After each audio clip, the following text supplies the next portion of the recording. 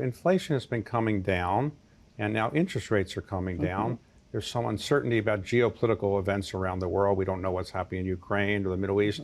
Is now a good time to invest? Are you telling your investors now pour money into the market because inflation is coming down and interest rates are coming down? Or do you tell them to wait till after the presidential election, for example? If we look at the last couple of years, you've had very high rates on cash. You could make 5% with very little risk on treasury bills, money market funds.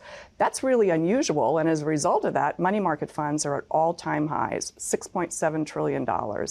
If you think about that, that's been very good for savers and investors.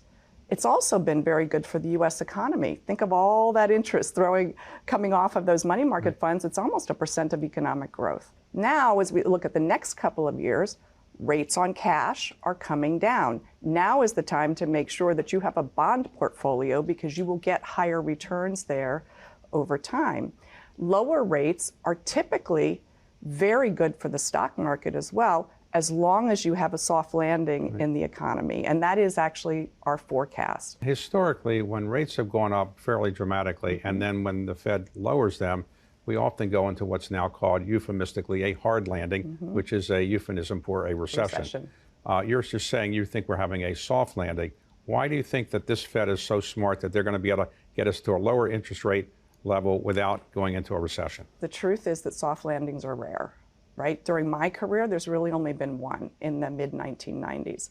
But the reason we think that we're on a path right now for a soft landing is that economic growth remains very good, and our forecast is for that momentum to continue into next year. Stock markets are doing very well, creating wealth for people, consumers, and earnings are doing quite well, right? Fundamentals really matter in the stock market. Earnings are going to be up 10% or so this year, and again, we see a trajectory for that to continue next year.